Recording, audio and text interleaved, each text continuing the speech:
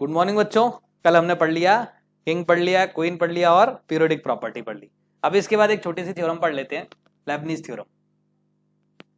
Lebanese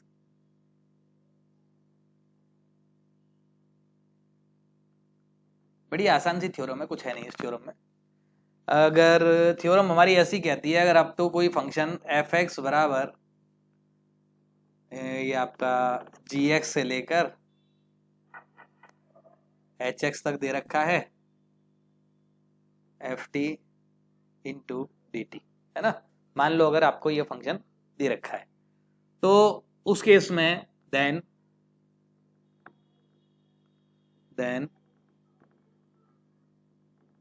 D f x upon d x, क्या d f x upon d x that will be equals to what. इसके अंदर क्या करो, इसके अंदर अपर लिमिट पुट कर दो एफ ऑफ एच एक्स, ठीक है। ध्यान रखना ये फंक्शन जो है वो लिमिट का फंक्शन होता है। लिमिट जिसका फंक्शन है, लिमिट एक्स का फंक्शन है, तो ये ओवरऑल फंक्शन किसका होगा, एक्स का होगा। तो भले ही ये टी में नजर आ रहा है but it is a function of x, ठीक है। इनटू अपर लिमिट का differentiation D upon d x of h x, ठीक है। माइनस माइनस क्या लिखा आपने, एफ ऑफ, इसके अंदर क्या लिख दिया, जी एक्स। एफ में टी की जगह पर क्या लिख दिया आपने, जी एक्स लिख दिया, into d upon d x of g x, okay. तो ये हमारा ये लेबनीज थ्योरम कहती है, ओके। बड़ी बढ़िया थ्योरम है, समझ में आ गया, 2 मिनट का काम है, करना कुछ नहीं होता है, सिंपल सा काम है लेबनीज थ्योरम में। अगर इसका डिफरेंशिएशन करना है आपको, ये इंटीग्रेशन इंटीग्रल की वैल्यू दे रखी है आपको, एक्स का फंक्शन दे रखा है, तो इसमें क्या करना है, इसमें आप एच एक्स पुट कर दो, अपर लिमिट का डिफरेंशिएशन, इसमें आप क्या पुट कर दो, जी एक्स पुट कर दो, लोअर लिमिट का डिफरेंशिएशन, बस इतनी सी चीज। This is called Lebanese rule. और सिंपल सी बात है, अगर आप प्रूफ देखना चाहो तो 2 मिनट में देख सकते हो, ठीक है। तो प्रूफ में वैसे देखने का कुछ काम है नहीं अपने को, है ना। देखो इसका मतलब क्या है कि भाई ये जो एफ टी नजर आ रहा है, ये जो एफ टी नजर आ रहा है, ठीक है, एफ एक्स ये दिख रहा है आपको, है ना, ठीक। इसका मतलब एक बात कंफर्म है कि अगर मैं मान लो थोड़ी देर के लिए एक फंक्शन ले लेता हूं एफ एक्स, वाई बराबर एफ एक्स ले लिया, तो d y upon d x क्या होगा,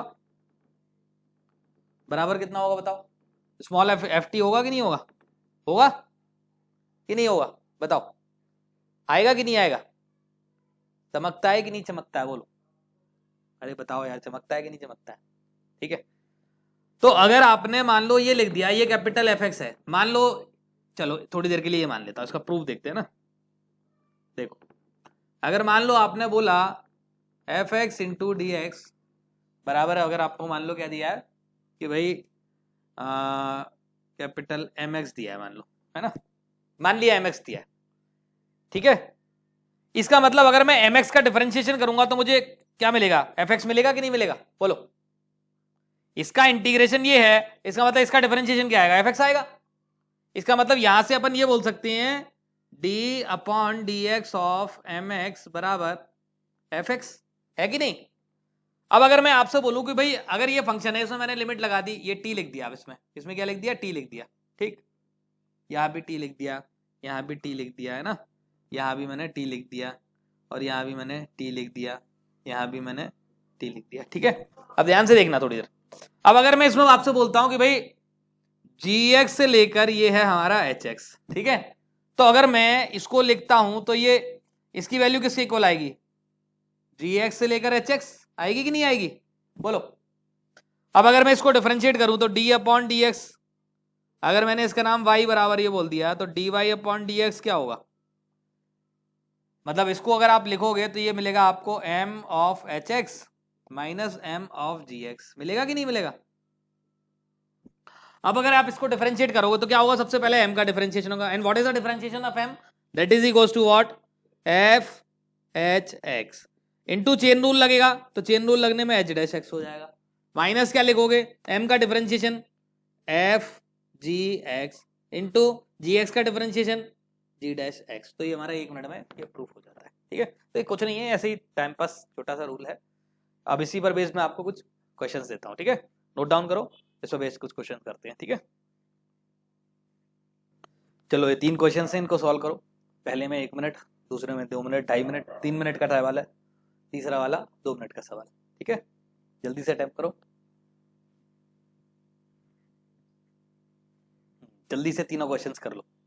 पहले में 1 मिनट, दूसरे में 3 मिनट, और तीसरे वाले में कितने मिनट से लगेंगे आपको, उसमें भी 3 मिनट लगा लो। ओके, जल्दी से सॉल्व करो। पहले वाले का आंसर आ गया होगा, बहुत आसान सवाल है। करना क्या है, डिफरेंशिएट कर दो एफ डैश एक्स। क्या करना है इसमें, साइन टी की जगह पर क्या लिखना है अपने को, x square into x square का डिफरेंशिएशन 2x। क्लियर है। फिर इसके बाद साइन टी की जगह पर क्या लिखनी है, लोअर लिमिट। लोअर लिमिट कितनी है, x in the under root, x का differentiation 1। This is the answer of the question. सवाल खत्म। ठीक है, कोई डाउट है किसी को, हो गया। Now come on the question number next, f dash x. Upper limit put कर दो इसमें, e raise to power 3x upon ln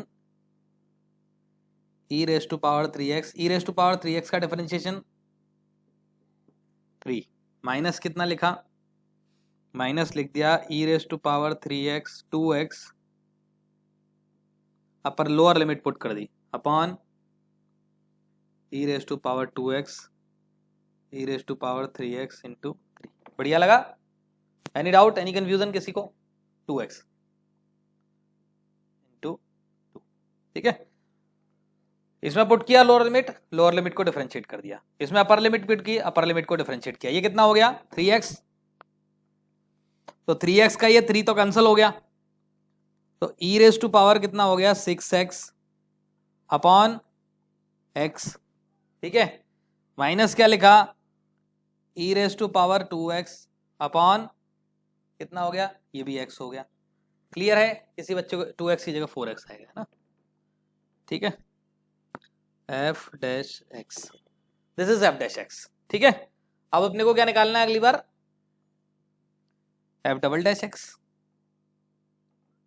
F double dash x क्या आ गया भैया, इसको डिफरेंशिएट कर लेते हैं फिर से, तो 6 into e raise to power 6x upon x हो गया, प्लस कितना हो गया, माइनस में आएगा e raise to power 6x upon x square. ठीक है, और minus e raise to power 4x upon x into 4। ठीक है, अगला वाला प्लस में हो जाएगा, तो प्लस में हो गया e raise to power 4x upon x square. This is the answer of this question. ठीक है, तो बहुत सिंपल है, कुछ नहीं करना है, इसको डिफरेंशिएट किया आपने, इसमें प्रोडक्ट रूल लगा दिया, प्रोडक्ट रूल लगाया तो पहले का डिफरेंशिएशन ये लिख दिया, दूसरा एज इट इज, फिर दूसरे का डिफरेंशिएशन 1 अपॉन एक्स का डिफरेंशिएशन कितना हो गया, माइनस 1 अपॉन एक्स स्क्वायर, तो e raise to power 6 upon minus 6 upon x square है ना, माइनस का। ठीक, ऐसे ही इसको डिफरेंशिएट कर दिया तो ये मिला, ये नेगेटिव के साथ मिला, नेगेटिव बाहर लगा था तो ये पॉजिटिव हो गया। ठीक है, इसके बाद नेक्स्ट नंबर क्वेश्चन करो, 1 मिनट का टाइम और देता हूं उसके लिए। तो इसका आंसर निकाल ही लिया होगा तुम सबने, बड़े होशियार बच्चे हो तुम लोग। कौन सी फॉर्म दिख रही है, 0 अपॉन 0 नजर आ रहा है, एक्स को 0 डाला तो 0 से 0, डिफरेंशिएशन इंटीग्रेशन कितना हो गया इसका, इंटीग्रेशन 0 हो गया, ये 0 एक्स बराबर 0 लिखा तो। ठीक है, बता 0 अपॉन 0 फॉर्म है, क्या लगा दो, एल हॉस्पिटल लगा दो, L hospital. L hospital rule क्या करता है, ऊपर नीचे डिफरेंशिएट कर दो भाई, कॉस एक्स की पावर 4 टी स्क्वायर की जगह एक्स स्क्वायर लिख दिया है ना, मतलब टी की जगह x square into 2x upon x sine x का डिफरेंशिएशन क्या हो गया, sine x plus x cos x. Okay, limit extending to 0। अब आप चाहो तो इसके बाद तो अब या तो अपनी अकल लगा सकते हो, नहीं तो फिर से डिफरेंशिएट कर दो, फालतू का काम है। आप तो थोड़ी सी लिमिट लगा लो, तो लिमिट क्या हो गया, एक्सटेंडिंग टू 0 कॉस एक्स की power 4 upon sine x upon x plus cos x. Okay, अब इसमें एक्स का वैल्यू क्या लिख दो, 0 लिख दो, है ना। ठीक है, एक्स का वैल्यू जैसे ही 0 लिखोगे तो क्या होगा, 2 into 1 upon 1 plus 1 that is equal to 2। This is answer of the question. ठीक है, इसमें पुट किया, इसमें x का डिवाइड कर दिया तो sin x अपॉन x बन गया, cos x ये बना। अब x का वैल्यू 0 पुट करोगे तो इसका लिमिट तो 1 हो जाएगा, ये 1 हो जाएगा, ये 1 हो गया, into 2 that is equals to what, oh sorry 2 नहीं, आंसर 1 आएगा, equals to 1, this is the answer. ठीक है, नोट डाउन करो। Now solve question number 4 and 5। तो ये 3 क्वेश्चंस हैं, इसमें पहले क्वेश्चन को करने के लिए आपको 2 मिनट का टाइम, 1 मिनट का टाइम, 1.5 मिनट का, दूसरे के लिए आप 2 मिनट का, 3-2.5 मिनट का दे सकते हो, और तीसरे वाले क्वेश्चन के लिए आप चाहो तो 3 मिनट का ले लो टाइम।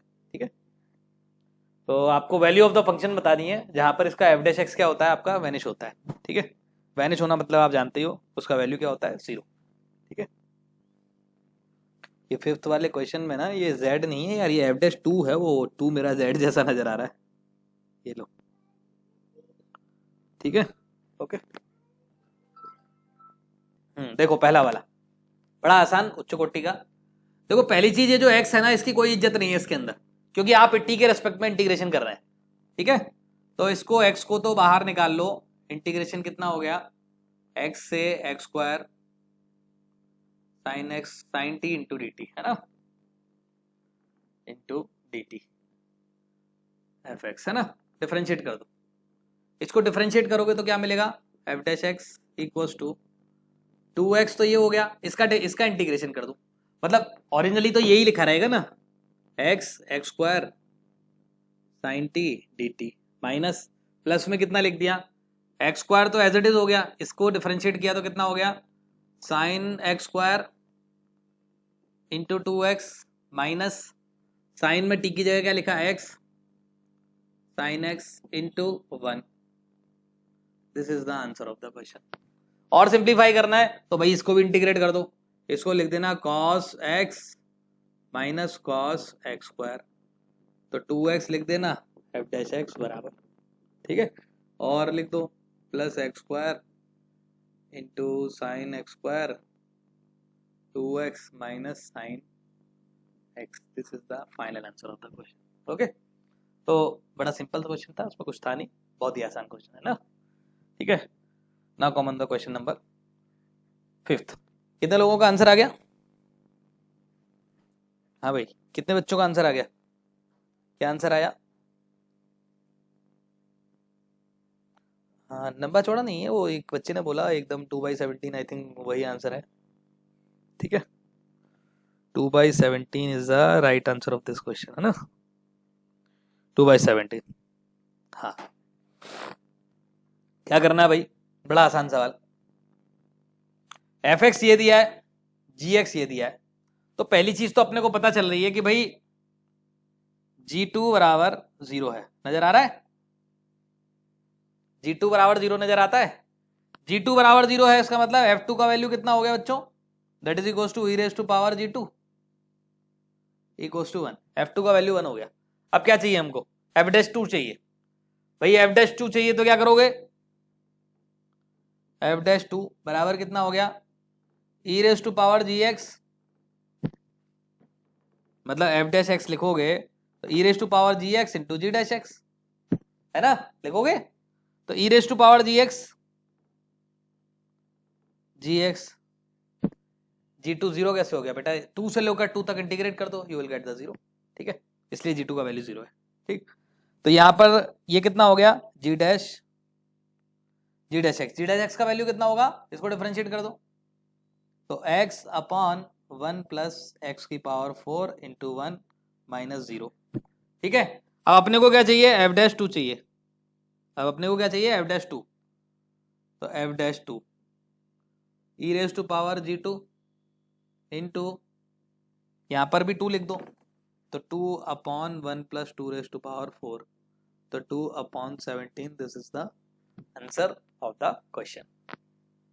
क्लियर है, तो कुछ भी नहीं है, बड़ा आसान सवाल है, करते जाओ, आनंद लेते जाओ, मजा लेते जाओ सवालों का, है ना।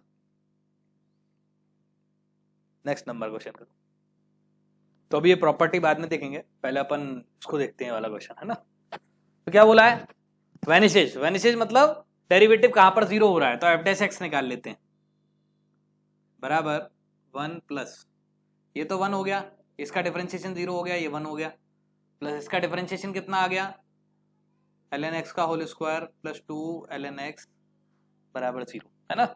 इसको 0 करना है, तो यहाँ से ln x बराबर कितना, ln x बराबर कितना मिल गया, -1, तो x बराबर e raise to power -1। x का वैल्यू कितना मिल गया हमको, e रेज टू पावर -1, ठीक। तो x का value e raise to power -1 मिल गया, तो f x equals to 1 plus e raise to power -1, 1 e raise to power -1 ln t का whole square plus 2 ln t into d t, ठीक है। इसको इंटीग्रेट करते हैं, इसको इंटीग्रेट करने के लिए क्या करना है अपने को, इसको इंटीग्रेट करते हैं, तो इसको 1 इंटू ln t लिख देते हैं, ठीक है। 1 इंटू ln t लिख दिया तो कितना मिल गया भाई, इस वाले पार्ट को एज इट इज लिख देना अलग से, ठीक है। 1 e raise to power -1 2 ln t into d t, इसको मैंने अलग से दूर लिख दिया है ना। इस वाले पार्ट को इंटीग्रेट करते हैं तो कितना हो गया, t ln t, ठीक है, t इंटू ln t का कितना हो गया हमारा होल स्क्वायर, ठीक है, माइनस ln t, क्या चीज, क्या चीज बेटा, t बाहर ही है, बाहर ही तो है, मैंने सिर्फ इस वाले पार्ट को इंटीग्रेट किया है, हाँ तो t बाहर ही तो लिखा है,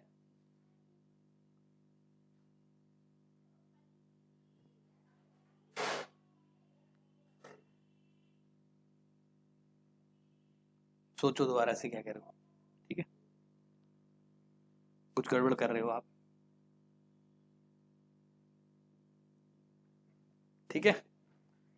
अब ध्यान से देखो, ये दोनों क्या हो गए, कैंसिल हो गए, कौन सा टी बाहर आएगा, अच्छा कुछ बच्चे इसमें कंफ्यूज हैं कि भाई इसको इंटीग्रेट कर रहे हैं तो आप कह रहे हो t into integration ln t का होल स्क्वायर, मतलब सॉरी ln t का whole square into 1 into d t, है ना, ऐसा बोल रहे हो। तो ऐसा नहीं कि यहां पर आपको लिमिट लगानी है, पहले आप बाई पार्ट से पूरा इंटीग्रेट करते हो, फिर यहां पर लिमिट लगाते हो इन दोनों जगह पे, ठीक है। तो जब आप इसको इंटीग्रेट करोगे ना, तो इसका पहला वाला पार्ट तो आपको क्या मिलेगा, पहला वाला पार्ट आपको ये मिलेगा t इंटू, मतलब ln t इंटू 1 का इंटीग्रेशन कितना हो गया t। अब ऐसा नहीं कि 1 के इंटीग्रेशन पे ही आपको लिमिट लगानी है, उस केस में आपको इस पर इसके मल्टीप्लाई दोनों में लगानी है लिमिट, ठीक है। तो यहां पर इस चीज को ध्यान देना। अब देखो ध्यान से, ये दोनों क्या हो गए, कैंसिल आउट हो गए, ठीक है। यहां पर क्या बच गया, 1 plus e raise to power -1 f x, है ना, f e raise to power -1, है ना, यहाँ पर रख देना ई रेज टू पावर -1, मैंने लिख दिया है ना, ठीक। तो कितना हो गया भाई, सिंप्लीफाई कर लो, 1 plus e raise to power -1 plus ये कितना हो गया e raise to power -1 into e raise to power -1, तो ये 1 का स्क्वायर हो गया -1 का, है ना, और -0, तो कितना आ गया 1 plus e raise to power -1 1 plus 2 times e raise to power -1, this is the answer of this question, okay. Note down करो, कोई चीज समझ में नहीं आई तो मुझसे वापस से पूछ लो, और अगर आ गई तो बहुत बढ़िया बात है, अभी हम आगे अगली प्रॉपर्टीज आपको पढ़ाते हैं, ठीक है। नोट डाउन करो, इन प्रॉपर्टीज को देखते हैं अपन एक एक करके, है ना, ठीक है। पहली प्रॉपर्टी क्या कहती है, अगर कोई फंक्शन है, एक फंक्शन हमारा है f x g x h x, f x ये है, जी एक्स ये है, एच एक्स ये है, ठीक है। तो क्या बोलते हैं, अगर एफ एक्स का वैल्यू जी एक्स से बड़ा है, एच एक्स से छोटा है, तो इसका मतलब क्या होगा, एफ एक्स के बीच में जो इंटीग्रेशन बनेगा, इंटीग्रेशन क्या होता है, ए से लेकर बी के बीच में, अगर ये प्रॉपर्टी ये फॉलो करता है, तो ये वाला जो पार्ट होगा, ये कह रहे हैं ये जो इंटीग्रेशन होगा उस वाले इंटीग्रेशन से ज्यादा होगा। इंटीग्रेशन यही होता है ना, वेक्टर एरिया, और किससे कम होगा भाई, ये वाले से कम होगा। बहुत बढ़िया बात है, हेंस प्रूव्ड, ठीक, बहुत बड़ी बात कर दी, मजा आ गया, है ना, कथा सुन के आनंद आया। अब दूसरी बात क्या कहता है, अगर एफ एक्स का वैल्यू मिनिमम वैल्यू एक तरीके से स्मॉल एम और कैपिटल एम के बीच में, मतलब एक तरीके से ये बोल रहा है कि अगर एफ एक्स जो है वो स्मॉल एम से लेकर कैपिटल एम के बीच में लाई करता है, कैपिटल एम के बीच में अगर लाई करता है ना, ठीक है, स्मॉल एम से कैपिटल एम के बीच में लाई करता है, तो कहने का मतलब जो है कि एफ एक्स का जो इंटीग्रेशन होगा ना वो किससे ज्यादा होगा भाई, ये कह रहे हैं कि ये वाला जो रेक्टेंगल होगा ना इससे तो ज्यादा होगा, ये ए है, दिस इज बी है ना,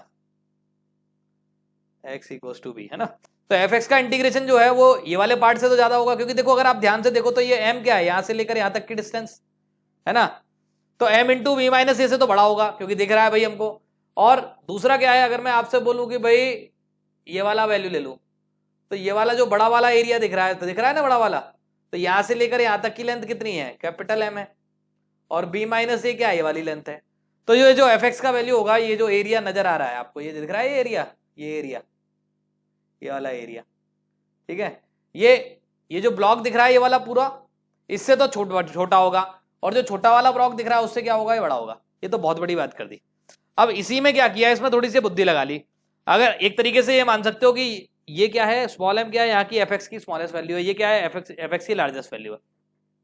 अब इन्होंने कह दिया कि भाई अगर मान लो मोनोटोनिकली डिक्रीजिंग फंक्शन है, अब मोनोटोनिकली डिक्रीजिंग फंक्शन है कोई फंक्शन, तो उस केस में क्या होता है, ए से बी के बीच में अगर मोनोटोनिकली डिक्रीजिंग है, तो उस केस में क्या होगा, ए पर जो मिलेगी आपको वो क्या मिलेगी, लार्जेस्ट वैल्यू मिलेगी, और बी पर जो मिलेगी वो क्या मिलेगी, स्मॉलेस्ट मिलेगी, और लार्जेस्ट वैल्यू का नाम क्या है, कैपिटल एम है, और स्मॉलेस्ट वैल्यू का नाम क्या है, स्मॉल एम है। तो देखो लार्जेस्ट की जगह क्या लिख दिया, कैपिटल एम लिख दिया, कैपिटल एम क्या है, एफ ए होगा, स्मॉलेस्ट वो, और स्मॉलेस्ट की जगह पर क्या होगा, ये होगा एफ बी, क्योंकि डिक्रीजिंग फंक्शन है तो आगे जाके डिक्रीज होगा, जितना बड़ा उतना छोटा, ठीक है। सेम चीज अगर आपका मोनोटोनिकली इंक्रीजिंग है तो उस केस में क्या होगा, लार्जेस्ट वैल्यू बी पर हो जाएगी, स्मॉलेस्ट वैल्यू क्या हो जाएगी, ए पर हो जाएगी, जो कि आप लोग जानते हैं, ठीक है। अब इसके बाद अगली बड़ी बात, अगर किसी फंक्शन का आपने इंटीग्रेशन किया, उसका मॉड ले लिया, अगर आपने क्या किया, किसी फंक्शन का इंटीग्रेशन किया और उसका मॉड ले लिया, ये जो प्रॉपर्टी बता रहा हूं ये a less than equals to b के लिए है ना, ए का वैल्यू बी से छोटा या उसके बराबर होना चाहिए, मतलब एक तरीके से किसी फंक्शन का इंटीग्रेशन करने के बाद मॉड लिया जाए और मॉड का इंटीग्रेशन किया जाए, तो उस केस में ये वाला जो इंटीग्रेशन होगा ये क्या है, ये बड़ा होता है हमेशा, मतलब बड़ा होता है या फिर उसके बराबर होता है। देखो क्या है, जैसे मान लो कोई फंक्शन है, अब अगर आपने मान लो ये एक फंक्शन चल रहा है, ठीक है, ये ए है, ये बी है, तो ये ए है, ये बी है, अब अगर मान लो ऐसा फंक्शन है, तो उस केस में क्या होगा, इसका इंटीग्रेशन करोगे तो क्या मिलेगा आपको, मान लो ये वाला एरिया ये ए1 हो गया, दिस इज ए2 हो गया, तो इसका इंटीग्रेशन क्या मिलेगा, ए2 माइनस ए1, फिर उस पर क्या लगाओगे आप, मॉड लगाओगे। अब वो डिपेंड करता है ए1 मतलब ओवरऑल क्या आ रहा है, अगर कुछ पार्ट नेगेटिव है कुछ पार्ट पॉजिटिव है, तो कुछ पार्ट में क्या होगा, ये डिफरेंस आएगा।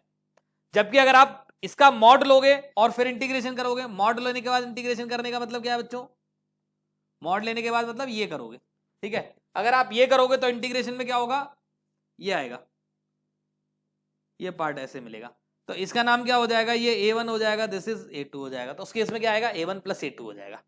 अच्छा आप कहोगे आप इक्वलिटी कब होगा, इक्वलिटी तब होगा जब उस केस में क्या होगा, ये पूरा ग्राफ ऊपर होगा, जब पूरा ग्राफ होगा तो उस केस में ये वाला वैल्यू और ये वाला वैल्यू क्या होगा, इक्वल होगा। बहुत बड़ी बात कर दी।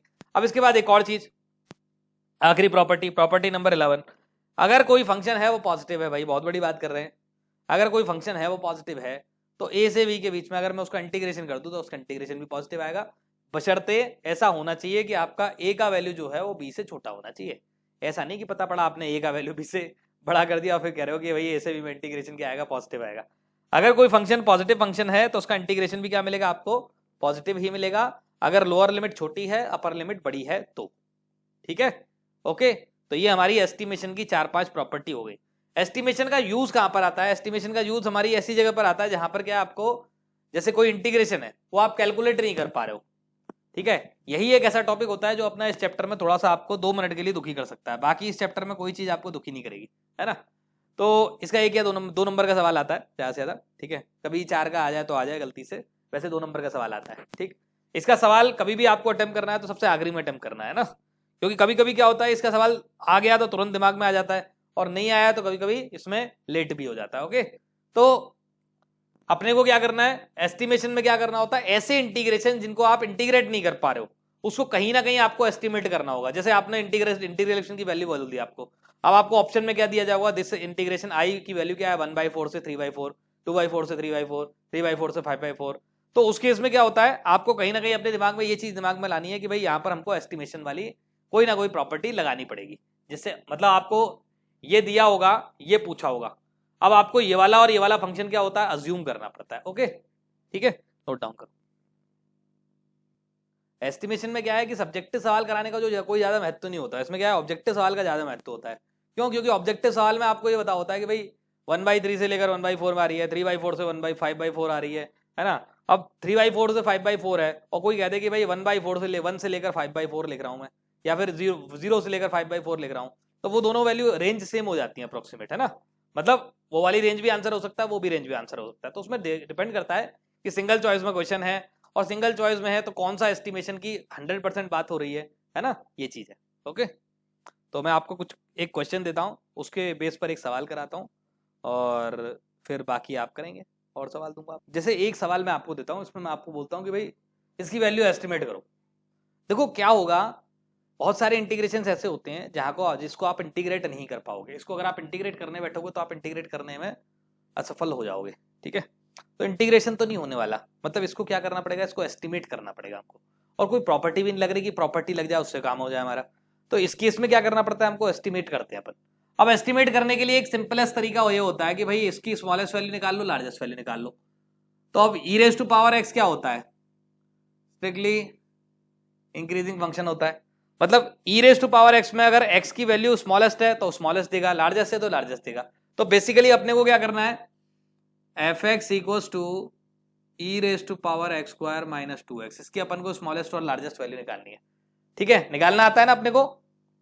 एक्स स्क्वायर माइनस 2x की रेंज निकालनी आती है, x बिलोंग्स टू 0 से 3, आता है कि नहीं आता। क्या चेक करना है, x वर्टेक्स कितना मिला 1, तो x वर्टेक्स मिल गया 1, बिलोंग्स टू 0 से लेकर कहां तक 3, है ना। 0 से 3 में बिलोंग करता है, ठीक है, 0 से लेकर 3 में बिलोंग करता है। इसका मतलब अपने को क्या करना है, अगर मैंने एफ एक्स दे दिया तो इसका मतलब अपने को एफ 0 का वैल्यू निकालना है। तो ई रेज टू पावर कितना हो गया 0, that is equal to 1। F 1 का वैल्यू निकालना है, एफ 1 का वैल्यू कितना हो गया ई रेज टू पावर -1, ठीक है।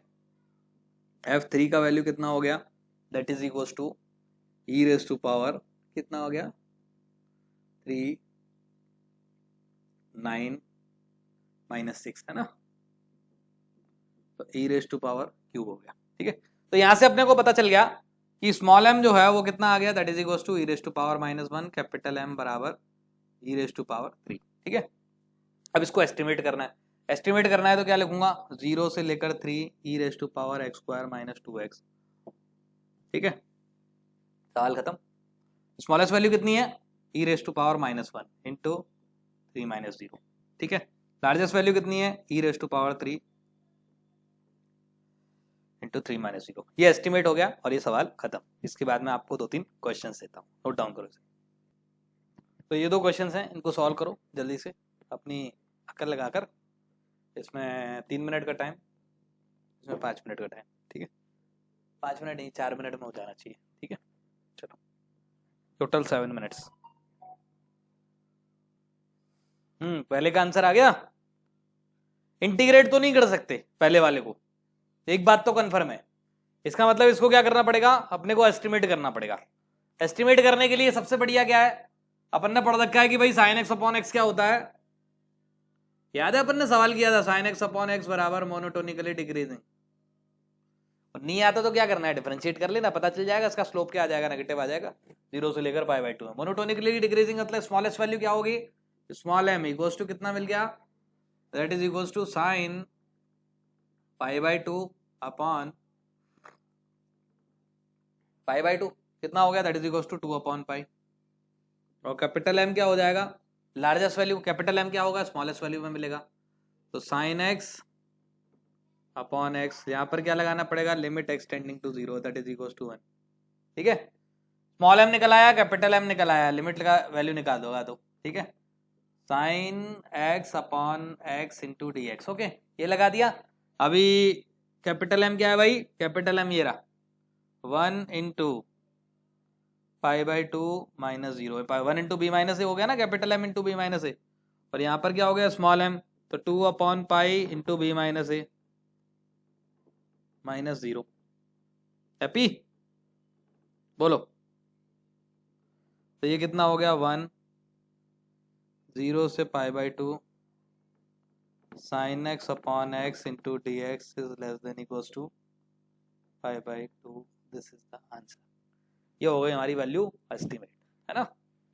अब अगला सवाल हमारा ये है कि I1 है, I2 दिया है और ये I3 दिए हैं, तो with the help of I1 and I2, मतलब I1 और I2 वाले फंक्शन को यूज करके आपको इसकी वैल्यू एस्टिमेट करनी है। ठीक है, एस्टिमेट करो। 2 मिनट का टाइम और देता हूं। तो सबसे पहले पहचान करो कौन सा सबसे छोटा फंक्शन है, कौन सा सबसे बड़ा। अब उसके लिए क्या करते हैं अपन, एक सिंपल सी चीज बोलते हैं 4, अच्छा 0 से लेकर 1 के बीच में आई थिंक जो होगा वो, एक बात कंफर्म है कि एक्स स्क्वायर का जो वैल्यू होगा वो किससे बड़ा होगा भाई, लेस देन 1 होगा कि नहीं होगा। ठीक है, 0 से बड़ा होगा और एक्स क्यूब का वैल्यू जो होगा कि नहीं होगा, बताओ ऐसा होगा। हाँ या ना में जवाब दे दो जल्दी, हाँ या ना जल्दी बोलो। तो नहीं बोलोगे तो फिर मैं आगे नहीं बढ़ूंगा। ठीक है, कब कंफर्म है ऐसा होगा कि नहीं होगा, बोलो। ठीक, अब ऐसा होगा तो माइनस लगा दूं इसके आगे, तो इनइक्वालिटी को रिवर्स कर दूं, माइनस एक्स क्यूब का वैल्यू माइनस एक्स स्क्वायर से बड़ा और 0 से छोटा, होगा कि नहीं होगा। अरे होगा पक्का, कंफर्म बोलो। क्या ऐड कर दूं उसमें, इसमें तीनों साइड में माइनस एक्स स्क्वायर ऐड कर दूं, कर दिया ऐड। तो माइनस 2x स्क्वायर का value minus x cube minus x square minus x square, होगा कि नहीं होगा, बोलो। तीनों साइड में मैंने एक नंबर ऐड कर दिया, what is that, minus x square. बढ़िया लग रहा है। अब इसमें मैं 4 ऐड कर दूं तीनों side, 4 minus 2x square is less then minus x square, 4 minus x square. Clear है, इसका मतलब इसका अंडर रूट भी इससे छोटा होगा। हाँ बढ़िया लग रहा है, कुछ फील आ रही है अब कि नहीं आ रही सवाल की। रेसिप्रोकल कर दो, तीनों नंबर पॉजिटिव है ना, रेसिप्रोकल कर दो तो इनइक्वालिटी रिवर्स हो जाएगी। 1 upon minus x cube is less then 1 upon 4 minus 2x square. बोलो अच्छा लगता है कि नहीं लगता। अब बताओ, आई थिंक जहां तक है एस्टिमेट हो गया कि नहीं हो गया। अब 0 से लेकर 1, दिस इज 0 से 1, दिस इज 0 से 1, dx dx dx। बढ़िया लग रहा है, इसको इंटीग्रेट कर सकते हैं, इसको इंटीग्रेट कर सकते हैं। And what is this, this is what I1 and this is what I2। बढ़िया लगा, and this is nothing but this is I3। Happy? इसका इंटीग्रेशन निकाल सकते हो, ए स्क्वायर माइनस एक्स स्क्वायर, क्या लिख दूं जल्दी बताओ। अरे ए स्क्वायर माइनस एक्स स्क्वायर का बताओ क्या होता है इंटीग्रेशन, साइन इनवर्स लिख दूं, x अपॉन 2 0 से 1 dx अपॉन, एक मिनट बता रहा हूं ना, रुको। ठीक, इसको इंटीग्रेट कर दिया, इसमें से 2 बाहर निकाल लो, इसमें से 2 बाहर निकालोगे तो क्या मिलेगा आपको, 1 upon √2 sine inverse x upon √2, this is from 0 to 1। तो अब इसको जैसे ही इंटीग्रेट कर दिया, इसका आंसर कितना आ गया, ये 1/2 हो गया, दिस इज इक्वल टू π/6, और इसका value this is what I3, and what is the value of this, इसका वैल्यू कितना आ गया, दैट इज इक्वल टू 1/√2, है ना। 1/√2 मिला तो कितना हो गया आपका π/4, तो π/4 √2, दिस इज द आंसर, ठीक है, and this is the estimated value of this. ये 2-3 रिडक्शन फॉर्मूले हैं, इनको जरा आप नोट कर लो, है ना, ठीक है। कैसे आते हैं अभी 2 मिनट में देखते हैं, है ना, एक एक करके। इसको प्रूफ करने का तो बड़ा आसान से काम है, वो मैं अभी आपको बता दूंगा, ठीक है। नोट कर लो इनको पहले। मतलब ओरिजिनली अगर आप देखें तो ये वाला जो फॉर्मूला है, इसी से ये वाला फॉर्मूला डराइव होकर आता है ना। अब इस वाले फॉर्मूले में अगर मान लो n का वैल्यू आपका इवन है, तो यहाँ पर क्या लिखोगे, जैसे मान लो आपने in लिखा, तो in को क्या लिखोगे, n-1 upon n into in-2, है ना।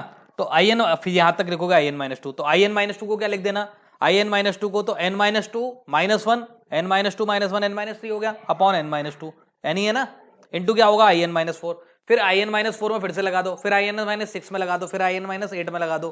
तो इससे क्या है, अगर आपका n का वैल्यू ऑड होगा, अगर n का वैल्यू क्या होगा आपका, सॉरी n का वैल्यू अगर पहला वाला इवन होगा, तो उस केस में यहां पर क्या होगा, यहां पर आपको i0 मिलेगा। क्या मिलेगा आपको, i0। And what is the meaning of i0, sin x की पावर 0, sin x की पावर 0 मतलब 0 से π/2 dx कितना होता है π/2, तो i0 का वैल्यू कितना हो गया यहाँ पर π/2, समझ गए, इसीलिए यहाँ पर लिखा है i0 और i1 क्या होगा। अब यहाँ पर अगर n का वैल्यू ऑड है तो उस केस में अब देखो, मान लो इवन वैल्यू है, तो उस केस में क्या होगा, n-1 n-3, इसको ये जो ऊपर वाला है ना, इसको आपको 1 या 2 पर रोक देना है। अब ऊपर वाला 1 या 2 पर रुकेगा, उसी के अकॉर्डिंग क्या होगा, नीचे वाला रुक जाएगा, समझ गए। ऊपर वाला 1 या 2 पर रुकेगा, उसी के अकॉर्डिंग क्या होगा, हमारा नीचे वाला रुक जाएगा, ठीक है। अगर मान लो ये 1 2 3 4 5 ब्रैकेट है, तो नीचे भी क्या है, 5 ब्रैकेट तक जाएगा। अगर मान लो ऊपर वाला 1 पर रुका, तो नीचे वाला क्या होगा, 2 पर रुकेगा। ऊपर वाला 2 पर रुका, तो उस केस में नीचे वाला क्या होगा, 3 पर रुकेगा, समझ गए। तो यहां पर क्या होगा, अगर n इक्वल्स टू ऑड है, तो उस केस में क्या होगा, n-1 n-3। अब यहां पर क्या होगा, n ऑड है, ठीक है, n का वैल्यू क्या है, ऑड है, और यहां पर ऑड माइनस हो रहा है, ऊपर ऑड माइनस हो रहे हैं, तो क्या लिखोगे, यहां पर क्या मिलेगा आपको, इवन मिलेगा। ऑड में से ऑड माइनस हुआ तो यहाँ पर इवन, 1 या 2 में से इवन क्या है, 2 इवन है, तो यहाँ पर 2 है, तो यहाँ पर क्या मिलेगा, 3 मिलेगा। इनटू क्या हुआ, यहाँ पर i1 मिलेगा, क्यों, क्योंकि n का वैल्यू क्या है, ऑड है, तो क्या मिलेंगे आपको, मान लो n का वैल्यू आपने 5 लिखा, तो 5 के बाद क्या मिलेगा, 3 मिलेगा, फिर 1 मिलेगा, या फिर n का वैल्यू आपने 9 लिख दिया, तो आपको क्या मिलेगा, 7 मिलेगा, 5 मिलेगा, 3 मिलेगा, देन 1 मिलेगा, तो i1 पर जाके रुक जाएगा, समझ गए। नेगेटिव नहीं लिखना है, बस याद रखना है, ऊपर भी नेगेटिव नहीं हो सकता, नीचे भी नेगेटिव नहीं लिखना। पता पड़ा आपने, वो आपको 1 मिल गया, उसके बाद आपने एक और निकाल दिया -1, वैसा काम नहीं करना, ठीक है। ऊपर ऑड माइनस होंगे, नीचे इवन माइनस होंगे, ठीक है। अब ये 10x वाला भी रिडक्शन फॉर्मूला है, ये 0 से π/4 में है, 10x raise to power n into dx, इसको भी हमने रिडक्शन फॉर्मूला कैलकुलेट किया, तो इसका वैल्यू इसके इक्वल आ गया, ठीक है। ऐसे ही ये वाला फॉर्मूला है, इसको भी कैलकुलेट करने के लिए अपन ने एक रिडक्शन फॉर्मूला पढ़ा था ना, अपन ने उससे एक सवाल कहा था ना आपको कि भाई उसको याद रखना, अपन उसमें रिडक्शन वॉल्यूज फॉर्मूला पढ़ेंगे, तो अपने को उसकी जरूरत पड़ेगी, तो वहां वाले प्रूफ की जरूरत आपको यहाँ पर पड़ेगी, ठीक है। तो एक कराया था ना आपको, एक सवाल आया था अपनी शीट का या कहीं का था सवाल, आपने पूछा था मेरे से, उसमें इंडेफिनिट इंटीग्रेशन में सबसे आखिरी में अपन ने किया था, याद है ना, क्लास में किया था ना, भूल गए, तो उसको याद रखना, वो जो मैंने आपको कहा था कि उसको याद रखना, उसको उसका यूज हम यहाँ पर करेंगे, ठीक है। नोट डाउन करो जरा इसे, फिर पहले वाले का प्रूफ देखते हैं, ओके। किसी बच्चे का नहीं आया पहले का आंसर, वाह भाई वाह। in बराबर 0 से लेकर π/2, क्या लिखा अपन ने, sin x raise to power n-1 into sine x into dx, रख दिया, बढ़िया, मजे से सवाल का आंसर आने वाला है। इंटीग्रेट कर दिया, इसको इंटीग्रेट कर सकते हैं, इसको डिफरेंशिएट कर सकते हैं, जिसको इंटीग्रेट कर सकते हैं उसको क्या लिख दिया, cos x लिख दिया, माइनस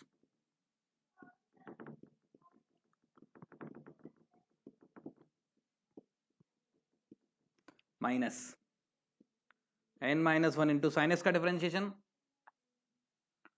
ये हो गया कितना, n-1 into sine x raise to power n-2 into cos x into minus cos x into d x, happy.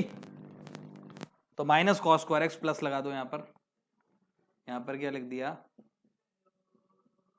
Cos square x, है ना, 0 से π/2, यहाँ भी बुद्धि लगा दो थोड़ी सी, कॉस स्क्वायर एक्स को 1 माइनस साइन स्क्वायर एक्स लिख दो, बढ़िया लगेगा, बहुत सुंदर लगेगा, ठीक है। 2 पार्ट में ब्रेक कर दो,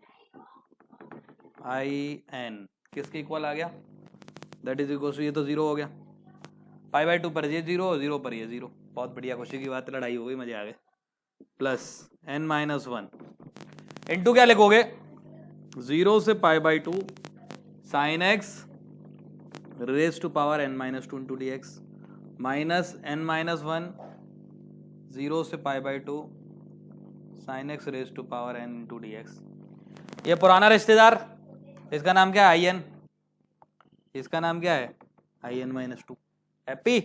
आई एन को इधर खुदा के ले आओ, तो आई एन इंटू ब्रैकेट के अंदर क्या हो गया? N minus one plus one बराबर कितना हो गया? N minus one into I n minus two. आगे लिख दो हैंस प्रूव्ड। सवाल खत्म। क्लियर है? अब बाकी दूसरा वाला फॉर्मूला तो 2 मिनट में प्रूफ कर लोगे, उसमें तो कोई बात ही नहीं है आपको प्रूफ करने के लिए। तो ये वाला फॉर्मूला प्रूफ हो गया, दूसरा वाला भी प्रूफ कर लोगे, आप होशियार हो। इसके बाद आप चाहो तो 10x वाला प्रूफ कर लो। 10x वाला प्रूफ करने के लिए थोड़ी सी बुद्धि लगा लो, ठीक है? उसमें मतलब मुझे बताने का ज्यादा काम नहीं है, ओरिजिनली आप याद रखो 10x वाला मतलब क्या है, थोड़ा सा यूज में आता है। sin x वाला है वो थोड़ा यूज में आता है, इसका ज्यादा यूज नहीं है, इसका मत यूज करना, इसका कोई काम नहीं आता है ना, ठीक है? इसके लिए मैं एक और फॉर्मूला बताऊंगा आपको, वॉलिस फॉर्मूला, वो याद रखना बस, ठीक है? तो यहाँ पर क्या है, यहाँ पर इसको लिख देना 10x raise to power n minus two, minus क्या लिख देना 0 से पाई बाई 4, 0 से पाई बाई 4 और sec square x plus one minus one लिख देना, है ना? तो सेक स्क्वायर एक्स माइनस वन, थोड़ा उल्टा लिख देता हूँ, जगह कम है, into minus 0 ten x raise to power n minus two d x. देखो नजर आ रहा है? इसका नाम क्या हो गया? I n minus two. यहाँ पर कितना लिखा है? आई एन 0 से पाई बाई 4। पढ़े लिखे उसको इंटीग्रेट कर लोगे, कितना मिलेगा? ये पार्ट इंटीग्रेट होकर क्या मिलेगा? डायरेक्ट इंटीग्रेट कर दूं इसे, 10x raise to power n minus one, n minus one 0 से पाई बाई 4, तो 1 upon n minus one minus I n minus two, I n plus I n minus two बराबर 1 upon I n, 1 upon n minus one. Hence proved, solve कर। Okay, इसको prove करने के लिए मैंने आपको बताया था, इंडेफिनिट इंटीग्रेशन में बताया, पढ़ाया था, एक सवाल कराया था, उस सवाल में इसका प्रूफ है, ठीक है? चाहिए तो मैं भी बता देता हूं, उसका नोट डाउन कर लो। देखो इसको प्रूफ करने के लिए अब कहीं से भी हो सकता है प्रूफ, मतलब आप क्या करो, इसमें इस तरीके से कर देना, sine x raise to power m minus one into cos x raise to power n, है ना? और नहीं ऐसा नहीं करो, इसको ब्रेक कर, कॉस को ब्रेक कर दो, है ना? Sine x m into cos x raise to power n minus one into cos x, है ना? इसको v मान लेना और इसको u मान लेना, ठीक है? और सॉल्विंग स्टार्ट करना। ये अपन ने एक सवाल किया था, अभी याद करो, अपना इंडेफिनिट इंटीग्रेशन में, याद है? क्लास में अपन ने शीट में एक सवाल किया था, उसी सवाल का ये कुछ पार्ट है, ठीक है? अब इसको आप इंटीग्रेट करना स्टार्ट करना 0 से लेकर पाई बाई 2 में। तो ये cos x का इंटीग्रेशन क्या हो गया भाई? ये हो गया sin x raise to power, आपने क्या लिख दिया? cos x का इंटीग्रेशन आपने sin x लिख दिया, है ना? ठीक है? अच्छा, साइन की पावर हमको घटानी है क्या? ओहो, हमने cos की पावर घटा दी। एक काम करो, साइन को ब्रेक कर दो, है ना? sin x की पावर m माइनस वन, है ना? ऐसा ब्रेक कर दो, ठीक? और इनटू cos x लिख देना, है ना? इनटू sin x, है ना? इसको ऐसा लिख दो, शायद इसमें ज्यादा फायदा हो, है ना? तो sin x का इंटीग्रेशन क्या हो गया? cos x, ये तो है नहीं रहा cos x, तो cos x raise to power n, है ना? और sin x raise to power कितना हो गया? m माइनस वन, और ये बन गया n प्लस वन, है ना? और ये नेगेटिव साइन, इस पे लगा देना 0 से पाई बाई 2 लिमिट, है ना? माइनस क्या करोगे? माइनस 0 से लेकर पाई बाई 2 लिख देना। अब आपको इस वाले पार्ट का डिफरेंशिएशन करना है, ठीक है? क्या चीज? हाँ, n प्लस वन भी। n प्लस वन क्यों आएगा? कुछ नहीं आएगा, n प्लस वन इसलिए आएगा। अबे चुप हो जाए यार, दिमाग मत लगाएगा। अबे ये u है, this is u and this is v, तो नीचे कैसे आ जाएगा भाई? इसको एक बात बताओ, सिंपल सी बात बताओ। अरे सुनो, पहले पूरी बात सुनो चाचा, सुनो पहले पूरी बात। मैंने किसी को अज्यूम नहीं किया है, मैं इसको u मान रहा हूं, इसको v मान रहा हूं। This is the only thing which is required. Okay, समझ गए? समझे कि नहीं समझे? ऐसा माना है मैंने, ठीक है? मैंने मतलब ज्यादा इधर उधर की अकल नहीं लगाई है मैंने, कुछ काम नहीं किया ज्यादा, है ना? ठीक है? ऐसा है। तो यहाँ पर अब हमने क्या किया, इसके बाद इस वाले पार्ट को डिफरेंशिएट किया, इसको इंटीग्रेट करके रख दिया, तो साइन एक्स का इंटीग्रेशन क्या हो गया, cos x minus cos x, है ना। अब इसको डिफरेंशिएट करा तो क्या मिला, m माइनस वन इंटू कितना, sine m minus one into कितना लिखा अपन ने, साइन एक्स। या चलो और आसानी से भी कर सकते थे, ये बात भी सही है, तुम जो कह रहे हो उससे करते हैं अपन, वो ज्यादा बढ़िया है। हाँ, जो तुम बोल रहे थे उससे अपन करते हैं, अपन पूरा फंक्शन नहीं लेते अपन, क्या वैसे डिफरेंशिएट करने में ज्यादा बड़ा हो जाएगा, इसको इंटीग्रेट करते हैं, ये वाले पार्ट को भी मानते हैं, इस वाले पार्ट को यू मानते हैं ना, तो इंटीग्रेट करते हैं, आई एम कॉमा एन, इसको इंटीग्रेट किया, इसका इंटीग्रेशन कितना आ गया, कॉस एक्स को टी माना, साइन एक्स डी एक्स क्या हो गया, d t minus d t हो गया, तो cos x raise to power n plus one upon n plus one into sine x raise to power m minus one, ठीक है। और ये नेगेटिव साइन मिलेगा इसमें, 0 से पाई बाई 2, माइनस माइनस, अगला वाला माइनस, तो ये तो पहले प्लस हो गया, ठीक है। और इंटीग्रेशन लगा देता हूँ साइन, इसको तो एज इट इज लिख दो, cos x raise to power n plus one upon n, क्या चीज, क्योंकि एक माइनस पहले से था ना इसमें इंटीग्रेशन, ठीक, इसलिए प्लस लगा दिया, ठीक। और this is 0 two pi by 2, है ना, n प्लस वन, और इसको डिफरेंशिएट कर दो, इसको डिफरेंशिएट किया तो कितना हो गया आपका, 2 टाइम्स, थोड़ी सी बुद्धि लगा देते हैं, m माइनस वन बाहर आ गया, ठीक है, और sine x raise to power m minus two हो गया इंटू कॉस एक्स हो गया, है ना। हैप्पी, बोलो। अब ये cos x raise to power n plus one दिख रहा है ना, इसमें से एक cos x बाहर निकाल लो, और ये तो शहीद हो गया, ये तो 0 हो गया, आई एम कोमा एन, ये cos x दिख रहा है ना, इसमें से एक cos बाहर निकाल लो, तो यहां पर क्या बन जाएगा, ये cos स्क्वायर x बन जाएगा, cos स्क्वायर x को लिख देना 1 माइनस साइन स्क्वायर x, तुरंत आनंद आ जाएगा आपको, 0 से pi by 2 cos x raise to power कितना हो गया, n हो गया, into sine x raise to power m minus two हो गया, into 1 minus sine square x। Happy. अब याद करो, मैंने एक सवाल कराया था आपको, क्लास में करा रखा है सवाल, ठीक है, आपने इंडेफिनेट इंटीग्रेशन से मुझसे प्रूफ करवाया था, तो यहां पर क्या हो गया, m माइनस वन इंटू, अब अगर आप ध्यान से देखो तो 1 इंटू साइन की power m minus to, cos की पावर n, 0 से पाई बाई 2, तो शुरुआत वाला m और n था, यहां पर n माइनस टू लग गया, तो यहां पर क्या हो जाएगा, n माइनस टू हो जाएगा, इसका मतलब इसका जो पहला वाला पार्ट बनेगा वो क्या बनेगा, that will be equals to I m m comma m minus two हो गया ना, ठीक है, हाँ, I m m minus two comma n, clear है, बोलो, क्लियर है पहला वाला पार्ट। और जो दूसरा वाला पार्ट होगा उसमें क्या होगा, साइन की पावर 2 m माइनस टू, तो साइन एक्स की पावर m हो गया, वो आई एम कॉमा एम हो गया, आई एम कॉमा एन हो गया, ठीक है, तो minus m minus one I m comma n, कुछ फील आ रही है, ये किसके बराबर हो गया, आई एम कॉमा एन, इसको एक तरफ ले जाओ और लिख दो हेंस प्रूव्ड, ठीक है।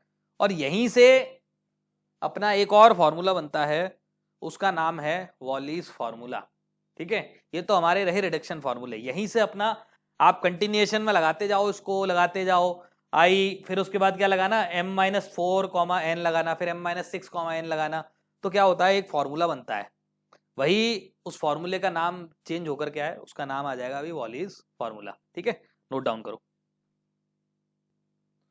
तो ये जो दिख रहा है, this is the volleys formula, ठीक है।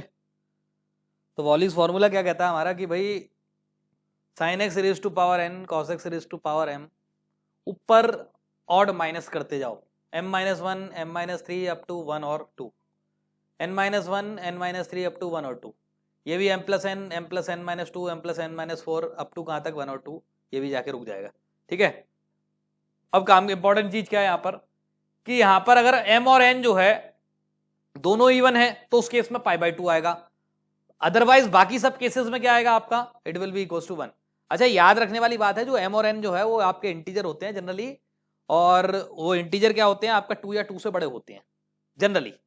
ऐसा नहीं है कि 2 नहीं हो सकता, इसमें ऐसा भी हो सकता है जैसे अगर दोनों हैं तो उस केस में क्या होगा, देखो 2 वाला है तो 2 वाले में तो कोई दिक्कत ही नहीं है, 4 वाला है तो भी दिक्कत नहीं है। लेकिन अगर मान लो यहाँ पर 2 है यहाँ पर 4 है तो उस केस में क्या है, आपको ये याद रखना है कि m और n की वैल्यू इंटीजर होती है, नेगेटिव इंटीजर मत लेना, ठीक है। नेगेटिव इंटीजर के लिए तो अपने को निकालना ही नहीं है, वो तो अपन को अलग तरीके से करना होता है, ठीक है, दिमाग लगाना होता है, उसमें मत लगाना फॉर्मूला, ठीक है। क्लियर है सबको? तो फॉर्मूला लगाने का तरीका बड़ा आसान सा है, एक एग्जांपल मैं आपको करके दिखा देता हूं। जैसे मान लो ये लिखा है sin x raise to power 5 cos x raise to power 2 into d x, मान लो लिखा है 0 से पाई बाई 2, याद रखना लिमिट 0 से पाई बाई 2 में वैलिड है, ऐसे मत है कि कहीं भी आंख बंद करके लगा दो और कहो कि सर आपने तो गलत बता दिया, ठीक है। तो क्या करना अपने को, sin x raise to power 5, अब फॉर्मूला लगा दो। सबसे पहले तो पहचानो कौन सा फॉर्मूला लगेगा, पहला वाला लगेगा, नहीं लगेगा क्योंकि दोनों में इवन पावर है, नहीं है, बहुत बढ़िया बात है। दूसरा वाला फॉर्मूला लगेगा, फॉर्मूला लगा के बताता हूँ। 5 माइनस 1 5 माइनस 3 5 माइनस 5 नहीं जाएंगे, बस 2 आ गया, रुक जाओ।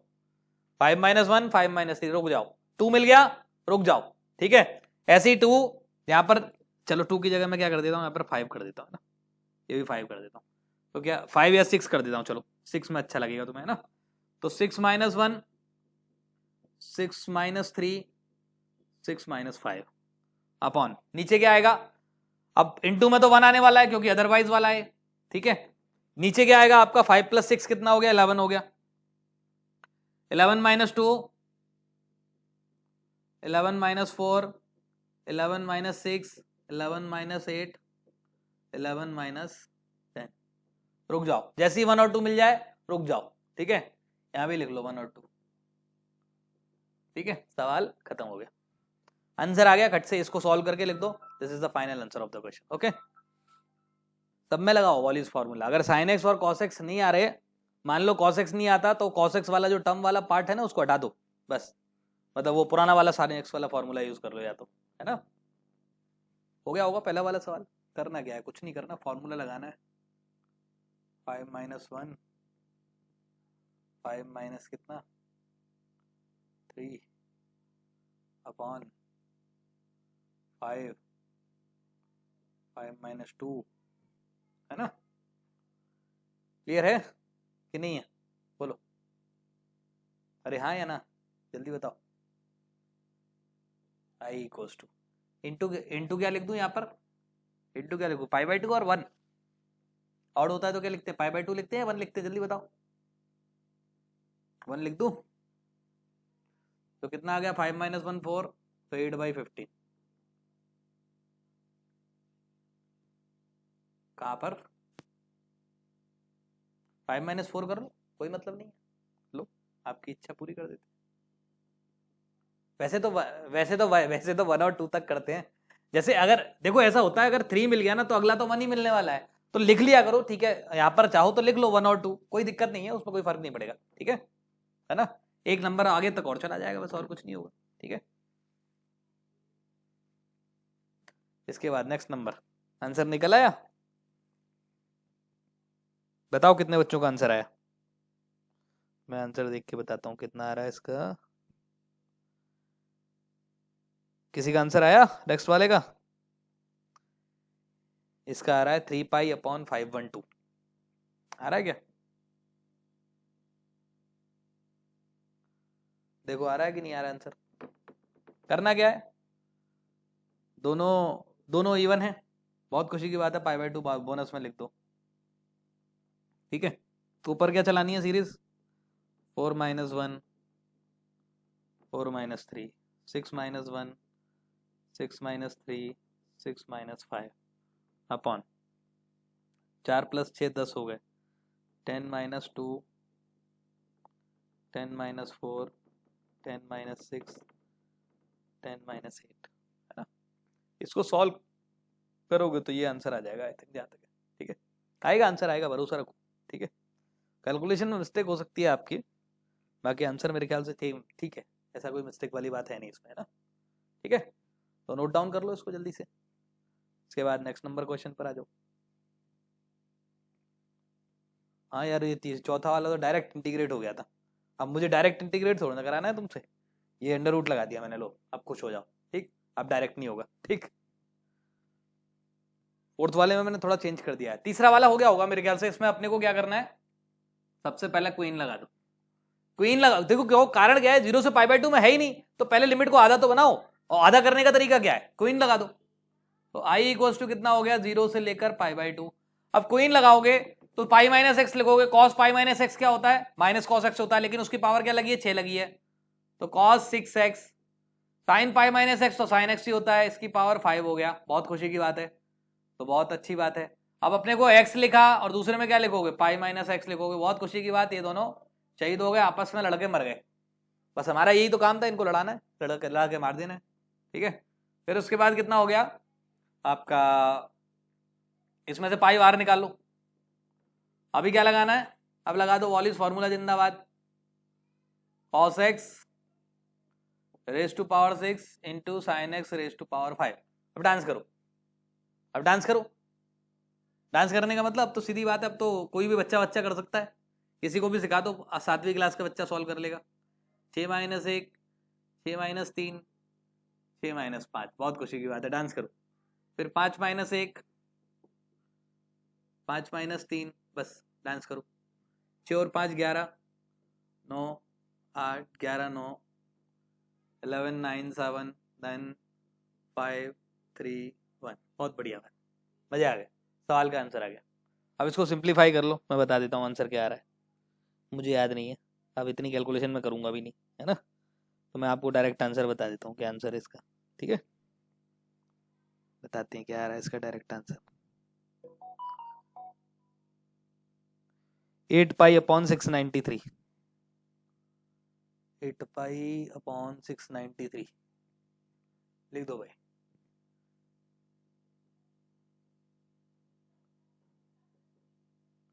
टेंशन मत लेना, आंसर सारे वेरीफाइड है, ठीक है, नोट डाउन करो। नेक्स्ट नंबर क्वेश्चन, आखिरी वाले, तो आखिरी वाले में थोड़ा सा बुद्धि प्रयोग हम करो और आनंद लो, सवाल में मजे आ जाएंगे। थोड़ी सी बुद्धि चलाओ, जो आपके मन में आता है, x बराबर लिख दो साइन स्क्वायर थीटा, ठीक है, और मजे करो। dx बराबर क्या हो गया, 2 sine theta into d theta, है ना, 2 sine theta into cos theta into cos theta into d theta, है ना, बस सवाल खत्म। लिमिट क्या हो गई, 0 से पाई बाय 2, है ना, और ये क्या हो गया, sine x raise to power 6, 1 minus sine square x, कितना हो गया, कॉस एक्स नहीं थीटा, मतलब एक्स लिख दो, वैसे थीटा लिख दो, सब मोह माया होती है, बताया था ना आपको, theta cos theta into 2 sine theta into cos theta into d theta, okay.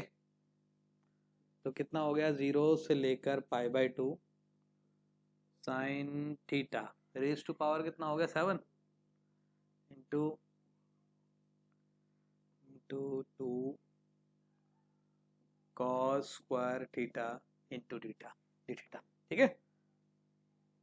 I think सवाल खत्म हो चुका है ना। कितना हो गया, cos square theta sine theta raise to power 7, तो कितना हुआ, 2 इंटू 0 से लेकर 5, चलो डायरेक्ट आंसर लिखते हैं ना, तब क्या करना मेहनत करके, 2 into 7 minus 1 7 minus 3 7 minus 5 upon, और 2 माइनस तो कुछ लिखना ही नहीं है, 7 प्लस 2 9 हो गया, 9 minus 9 into 9 minus 2 9 minus 4 9 minus 6 9 minus 8, है ना, सवाल खत्म हो गया। इंटू 1 क्योंकि दोनों इवन नहीं है, इवन होते हैं दोनों केस में तो क्या होता है, पाई बाय 2 का मल्टीप्लाई होता है। अब इसको सिंप्लीफाई कर लो, किसी ने किया है सिंप्लीफाई, क्या आंसर आ रहा है बताओ जरा, किसी बच्चे ने किया है क्या सिंप्लीफाई,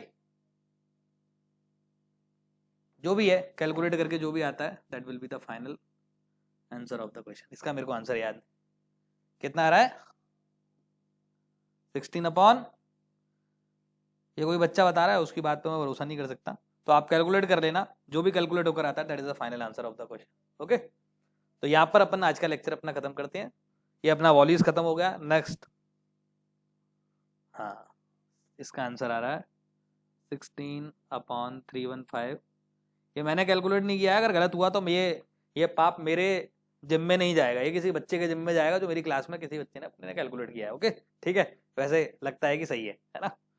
तो अभी आज का लेक्चर अपन यहीं पर खत्म करते हैं। नेक्स्ट टाइम पे अपन समेशन ऑफ द सीरीज पढ़ेंगे और एरिया अंडर द कर्व, मतलब यही डेफिनेट इंटीग्रेशन का पार्ट है, मतलब हम डेफिनेट इंटीग्रेशन में पढ़ाते हैं उसको।